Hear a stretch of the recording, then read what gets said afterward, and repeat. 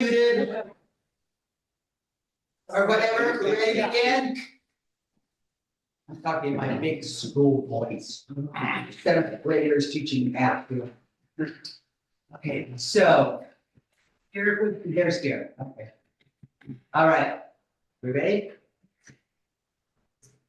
I call to order the City of Pinehurst Planning Commission meeting on Thursday, February 12th, 2026 at 6:00 p.m.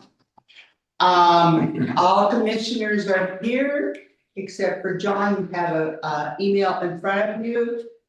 He is requesting to be excused from this meeting. Do I have a motion to excuse John?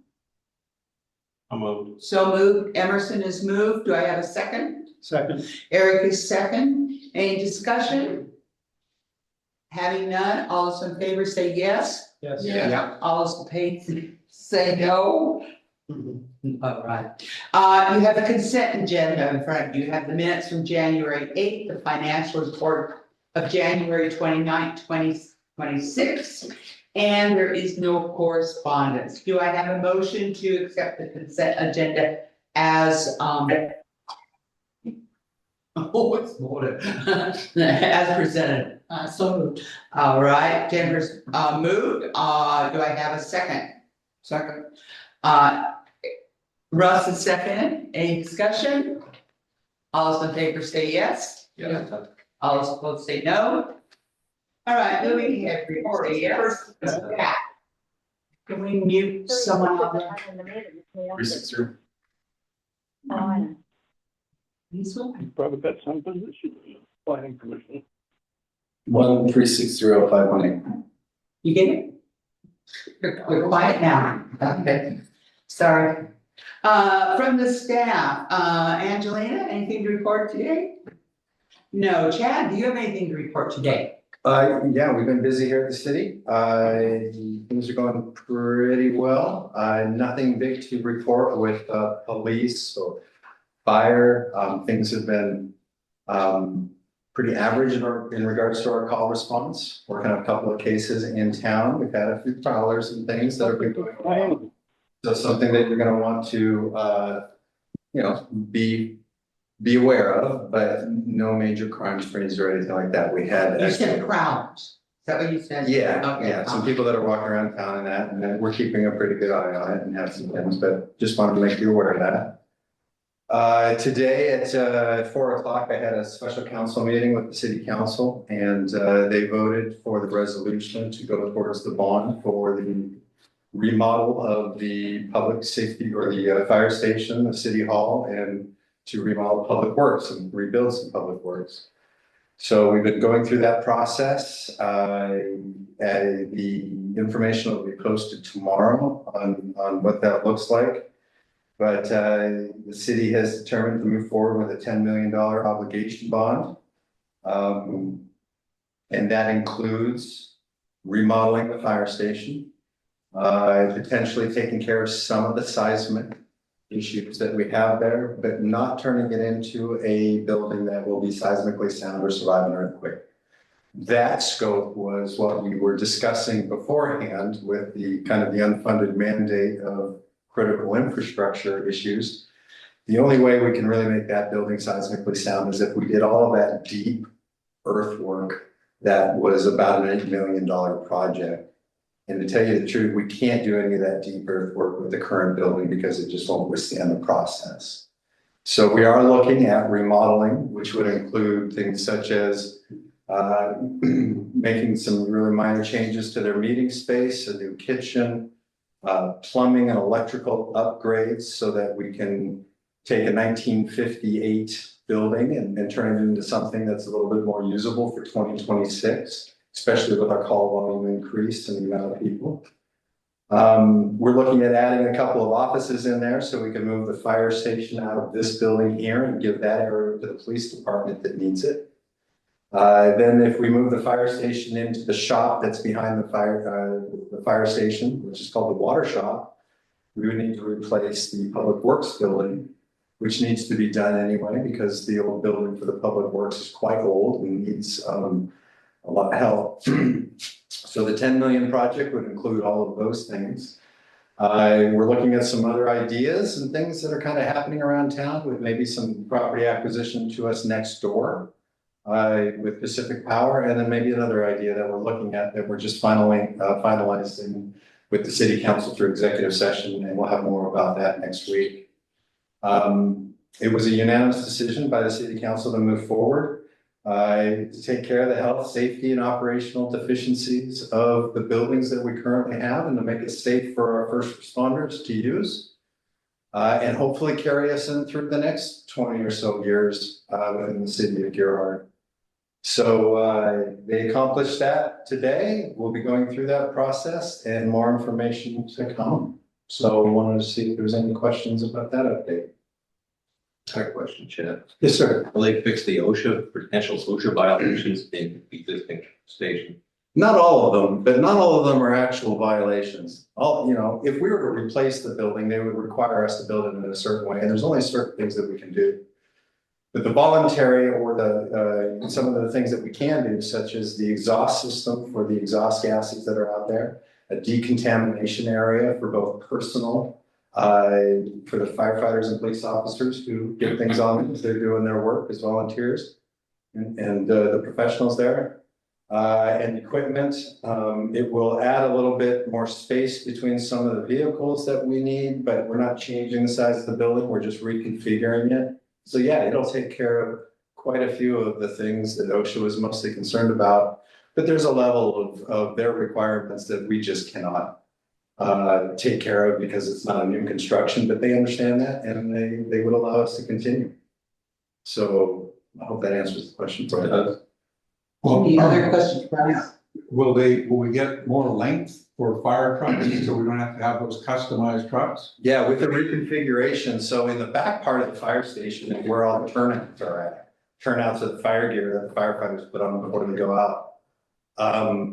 If we can move, we need to move that as part of the OSHA requirements and some of the other things, because the exhaust mixing with the turnouts of what we wear on a daily basis is not the best environment, especially for cancer causing issues, which firefighters are already exposed to.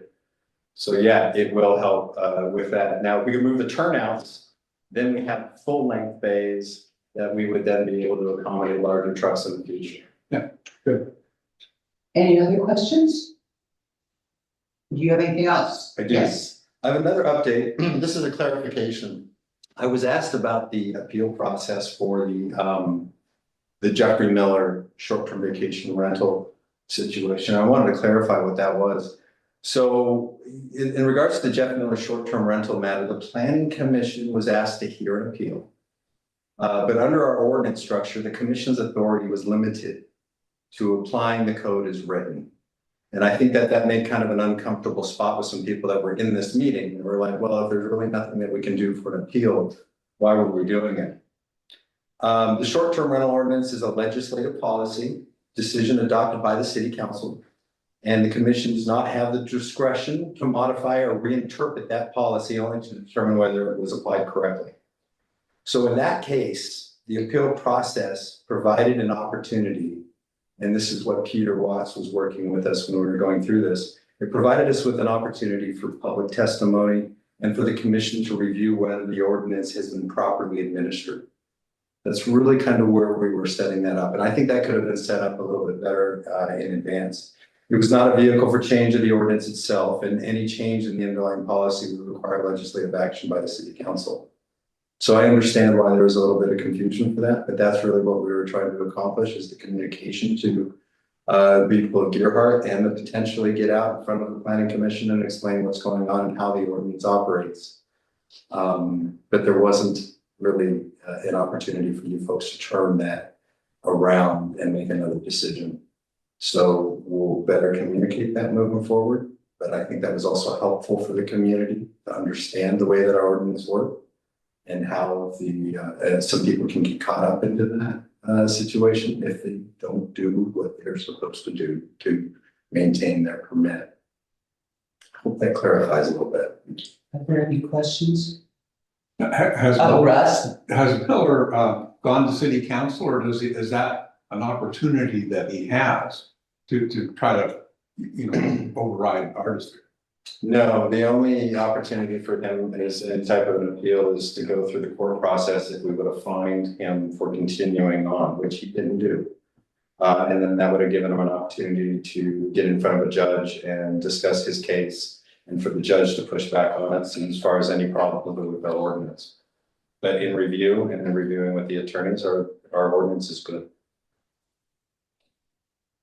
Yes, okay. Well, it's working. I'll let you determine whether or not it's good. Anything else, Chad? I mean, All right, Garrett, do you have anything to report today? Sure, just a couple of brief updates. So we don't have any new type 3 applications coming your way that have been submitted to us. So a little bit quiet on the official application front recently, in terms of planning commission's work. The flood hazard overlay zone updates that were adopted and read for the second time by City Council in December. We've been working on trying to incorporate those into our overall zoning ordinance PDF document, and it's just taken me a little bit longer than I expected to finish that and correct some section number and cross-reference numbers that needed a little extra work. So we don't have that ready for you. But we will have it done by the next meeting. I think that's about it from me. We have Rhiannon Bazor, DLCD's coastal shoreland specialist, here to present in a little while, and I'm looking forward to that presentation. It'll be educational. That is the purpose of the presentation. Is just to update you on new information and resources that the Department of Land Conservation and Development has made available to coastal communities. And it'll probably raise questions for you that I'm happy to try to answer. And so we're looking forward to that. And that's all I have for right now. Okay, thank you, Garrett. Do we have on there? no, No, okay. I'm sorry, I didn't know. All right, commissioners, do you have anything to report? No, okay. It's a time for visitors' comments, not related to agenda. You three have told me you're just here to listen, so I know you don't have anything. I'm just here for the presentation. Okay, we have listeners today. Moving on, we have no public hearings. We have no unfinished business. We have no new business. We have information and discussion about the beach and dune mapping. Who's gonna take over here? In 7, let me make sure I can share my screen. It says host is disabled screen sharing. If you could give me permission, please. While we do that, I'll just go ahead and start introducing myself. My name is Rhiannon Bazor, and I'm the Coastal Shore Specialist with the the Oregon Department of Land Conservation and Development. As part of my role, I am the Goal 18 technical expert, and so I work with jurisdictions all up and down the coast on Goal 18 issues related to beaches and dunes, as well as a lot of coastal hazard issues as well too. Okay, great. I can share my screen now. Let me make sure that it's the right one. Can you make it bigger, Chad? Oh, how's that? that's better. That's lovely. Okay, can everybody see that? Yes. Yes. Okay, I apologize. My cat is trying to climb on me. So as Garrett had said, the purpose of this presentation is just to let you know about some new resources that we have available, some inventory maps that Dogami created for us, and some other resources from the agency too. So the Oregon Coastal Management Program, I'm just going to give a quick reminder for everybody in the room, is housed within the Department of Land Conservation and Development. We are a partnered network, so we work with all of the counties as well as the cities and all of the state agencies that have jurisdiction within the coastal zone. So we work across all 362. We just had this discussion at work today, whether it's 362 or 363 miles of coastline, as well as the estuaries, and into the territorial sea as well. So as you know, comprehensive planning and permitting for all of our coasts is handled within the statewide planning goals, 4 of which are specific to the coast. So we have goal 16, which covers estuaries, goal 17, which covers coastal shorelands, goal 18, which will be the focus of today for beaches and dunes, and then goal 19 for the territorial sea and ocean resources. This is just a little diagram that we keep meaning to update because it looks like it was created in Microsoft Word a very long time ago. But just to give you kind of a visual representation of where each of these goals covers. So again, estuaries, shorelands, beaches and dunes, which kind of abuts the shorelands. And then we have the ocean resources and territorial sea out here. Narrowing in on goal 18, it covers beaches and dunes, as we said. And the main purpose of Goal 18 is to guide the protection and development of our beach and dune areas because these are very dynamic areas, they're very sensitive, and they're subject to not only a lot of human interactions, but also from the Pacific Ocean, as we know, can change things very quickly in a very short amount of time. Goal 18 has a few main provisions. One is the prohibition of certain areas for development. These are kind of the most sensitive areas, including open sand, active dunes, beaches. And so all of those areas are prohibited from development without exceptions or not barring exceptions. It also covers preservation of dune vegetation. So we have specific rules about how vegetation can be removed and replanted. It also covers dune grading requirements. And so any grading that is not remedial has to be done within a dune management plan. And then one of the things that I think most people are most familiar with Goal 18 for is the limitations on beachfront protective structures, or BPS for short. But one of the lesser known or lesser kind of used parts of the Goal 18 is to have an inventory of beaches and dunes. So every coastal jurisdiction has to have this inventory. The inventory needs to describe the stability of the land features, movement, groundwater resources, hazards, and values of these different landscapes. And if anybody has any questions, please feel free to jump in at any point. As I said, one of the main goals of Goal 18 is to limit armoring. Beachfront protective structures are only allowed where development existed on January 1st, 1977. And for the purpose of Goal 18, development refers to houses, commercial and industrial buildings, and vacant but improved subdivision lots. So why do we care where we have armoring?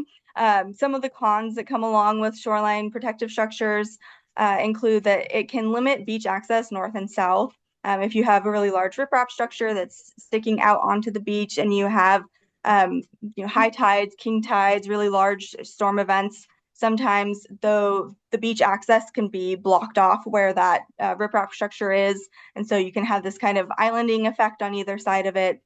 And it's also a safety hazard in those cases too. It can alter the landscape, or it does always alter the landscape. It can break the line for terrestrial and aquatic ecosystems too. And it also disrupts the sediment cycle. So the main purpose of these structures is to slow or stop erosion, right? So in doing that, then the erosion that would normally be occurring and that sediment that would normally be entering the system is then blocked. And then it also can create aesthetic issues as well too. We have a very incredibly beautiful coastline, as we all know. And so people don't really want to see all of it armored up and down the coast as it is in many other states that I have lived and worked in. So we're a little bit special in that manner. Armoring is permitted through OPRD, Parks and Rec's Ocean Shores Division. If it is on the public beach and their jurisdiction is from high tide line to, or sorry, low tide line to the statutory vegetation line or the line of upland vegetation, whichever is further east. And then these structures also require local government sign off and compliance with all the land use goals too.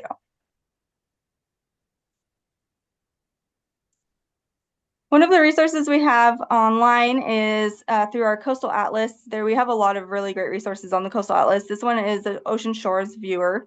And this shows eligibility for all properties up and down the coast for Goal 18. So if you are Goal 18 eligible, your property will show up in green. And if it's not eligible, it will show up in red. And then it will also show exception areas too, such as, in Rockaway Beach, there's an exception area, for example, there.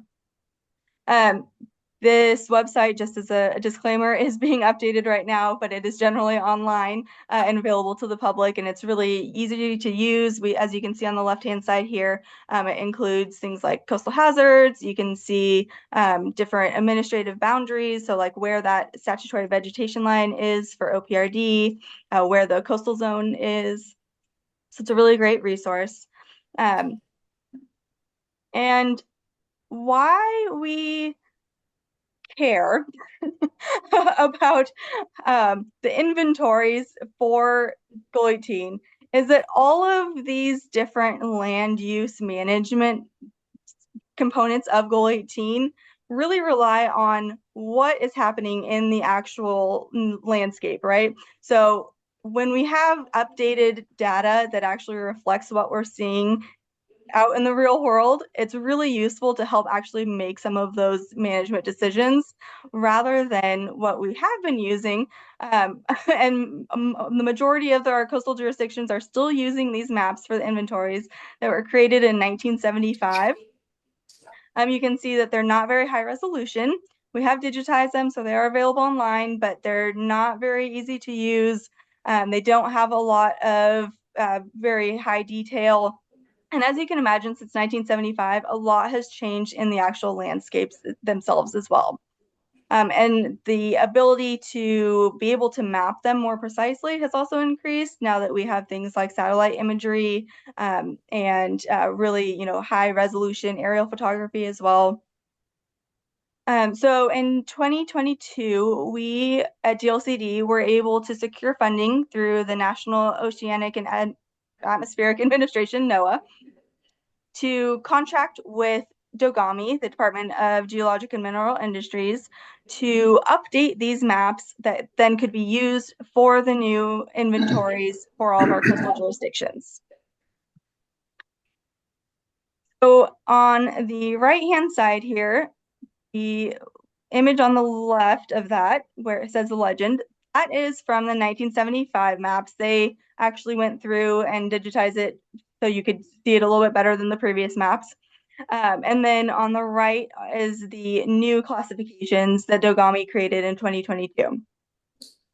So you can see that not only is there a lot of change both in the landscape, but also in how they actually classified different features. So, and you can see that in this pie graph here too. So what was formerly classified as dune complex, they kind of picked that apart and made it a little bit more specific about what types of dunes are actually in that dune complex. So rather than just having a dune complex, they pulled out inland foredunes. They have interdune areas. So a lot of this is reflecting the changes in the landscape, but also reflecting changes in how they chose to classify it based on the fact that they had a lot higher resolution data to be able to do so. And so some of those main changes that you can see between 75 and now, again, the dune complex was kind of picked apart to different types of dunes. In this 1975 maps, they also did not map the beach for some reason. I'm not sure why that was not included. So that is a big bonus for the new maps, is that they actually have the beach included. So that, as I mentioned, for those prohibition areas for active foredunes and beaches, we really want to be able to make sure that those are not being allowed for development unless they have an exception. And so being able to actually see that on a map is really helpful. Another change that is notable here is that they, in 1975, mapped a lot of area as wet deflation plain, whereas in the new maps, they actually ended up changing that to wetland. So again, some of that could be a change in the landscape itself or just how they chose to classify that. Dogami also created an entire report for this as part of a larger Clatsop County-wide report, and that is available using this link here, and I can share this PowerPoint with y'all when we are done if you have any interest in using any of these links. And so the report actually goes through all of their methodology, how they acquired the data, how they did the classifications, and then it does a change analysis to exemplified by this graph on the left.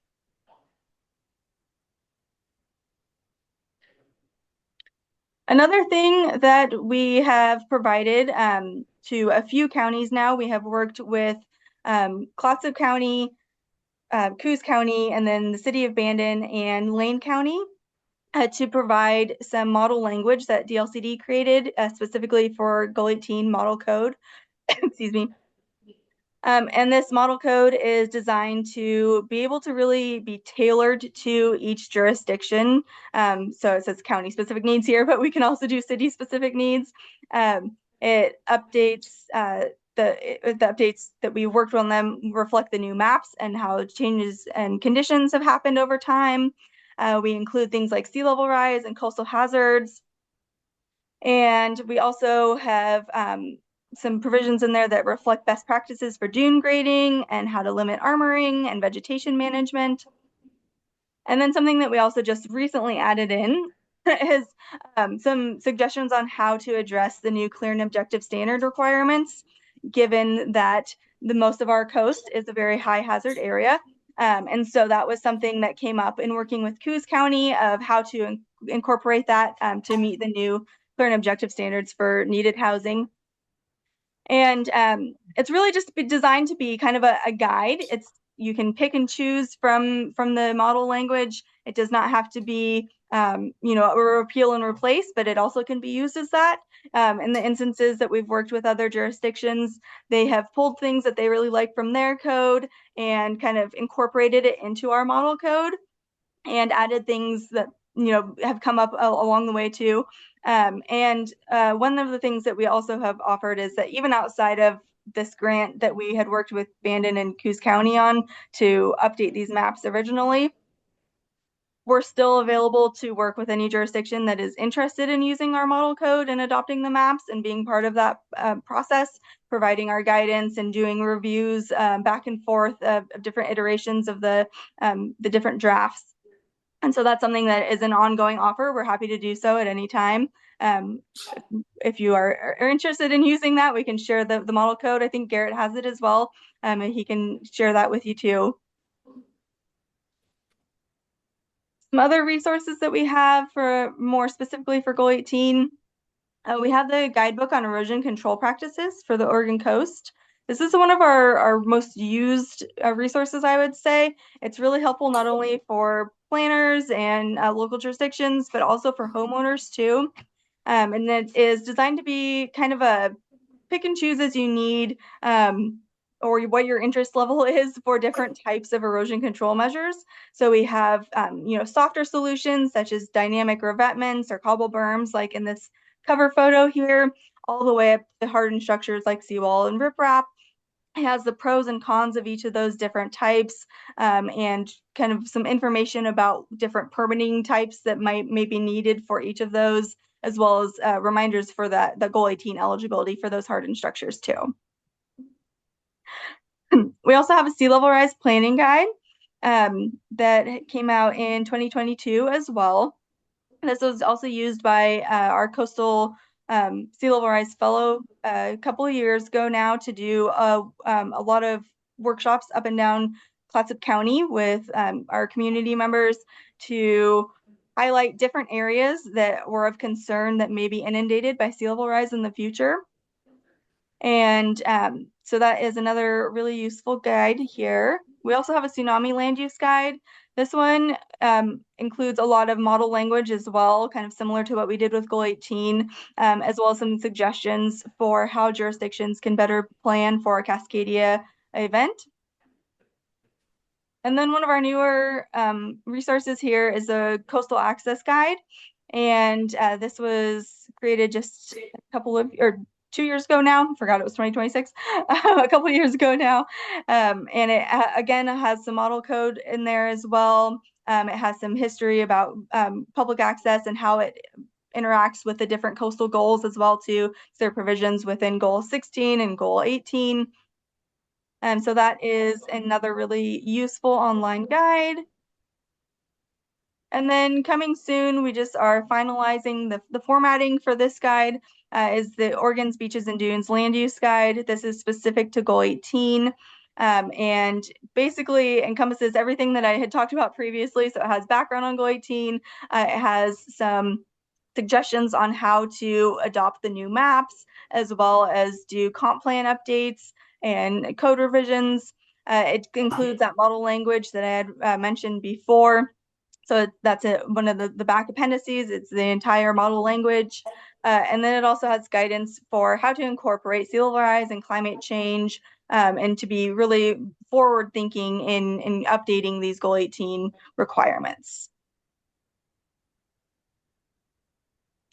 So with that, I will stop sharing and take any questions that you have. Do any commissioners have questions for our guest speaker? You're lucky. We have no questions. Oh, I'm sorry. Don. Thank you, Rhiannon, for sharing that. As you were talking, I just wrote down a couple of things, so I had more than one. She talked about the dune beach inventory in Gerhardt, and how does Gerhardt conduct that inventory? She talked about that like in slide 3. Are you asking her or? I don't know. Whoever knows the answer is fine. I'm gonna defer that to DLCT and Garrett and how that would be accomplished. Okay. Yeah, so the inventory that is in place now would have been based off of those 1975 maps. And so that is already been in use this whole time. So in updating that, you would probably be using the report from Dogami that accompanies the new maps. It has a lot about the hazards. It has the landscape features, obviously. So that would be the resource that would be the background information for that inventory, and then the maps component would be the other piece. So the city of Gerhardt doesn't actually do that. No, we use the information. The information that they provide us. Okay. Clatsop Plains beaches, if I can refer to it that, all the way from Seaside to the jetty has been growing for the last 120 years, right? So Since the South Jetty. since however long that has been. So you mentioned things like erosion and that kind of stuff. Does that actually apply to Gerhardt? I would have to go through and look in the actual data. So in addition to the maps that I just showed, Dogami also has made publicly available the GIS data sets. And so those have been shared with Garrett as well too. And so I would have to go through and look exactly where the accretion versus erosion spots are. But as you said, accretion is more prevalent as an issue in this area, and so it does reflect those changes as well too. And it's really just a change analysis, not necessarily showing the change in rates of erosion or accretion, but more the change in what type of landscape is being mapped there.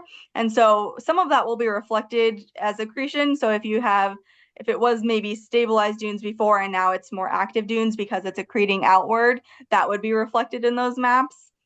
And one of the things that is possible to do that's really helpful with the GIS data is to actually be able to slide back and forth between them, between the 1975 data set and the new data set, so you can see exactly which areas have changed and how. And that's done through satellite imagery or aerial imagery and that kind of stuff. Correct. Yeah, it was mostly mapped through satellite imagery, I believe. They did some ground truthing as well. It was conducted by Jonathan Allen and Laura Gable from Dogami. So it does in the report, it goes into more detail about exactly how they compiled the data, but I believe it's mostly through satellite imagery. Sure. Yeah, that makes a lot of sense. Okay, and I think my last question is, which does apply to Gerhardt and the growing beach. Is it accurate to say that the beachfront property lines go to, I don't know if this is the right term, but the foredune? There's a line, what's that line called, Chad? So There are. Or Garrett. And Garrett's probably going to answer that side. yeah, so privately owned properties in Gerhardt, many of them extend out into the dune environment. And I'm not sure if they would line up exactly with where the foredune is presently. But, the foredune is a moving target, right? But they do extend out oftentimes significantly beyond the line to which they are permitted to build anything, which we have an oceanfront setback line that if you look at an aerial image of where buildings are, that line runs pretty much along the front of those buildings. And it kind of defines where development is now. But yeah, the properties extend. They quite a do ways. extend. Yeah. So as the dune / beach grows west, I'm not talking obviously about right now, but let's say in 50, 100 years, does that potentially make that area more buildable? Can you put septics out there? I mean, So- we're forecasting or fortune telling here, but Yeah, so the dunes have been accreting for a long time in Gerhardt. But I think this report or other reports that Jonathan Allen and Dogami have written note that trend is not guaranteed in the future. And that the sediment supply from the Columbia River is actually not infinite. And that the wave climate, the predominant wave climate in the ocean can change, and we really can't predict that. And so even when I see a change in dune mapping that says that dunes are stable or becoming more stable in one place, or I see that they're growing, if I think out several decades, I don't want to take that for granted, or take the trend for granted at all. I think you probably also add in there seas rising for climate change. So Sure. that might just be like a moot point. So basically these maps and all of this technology is not what I hear you saying, is not to increase development in the dune area of Gerhardt.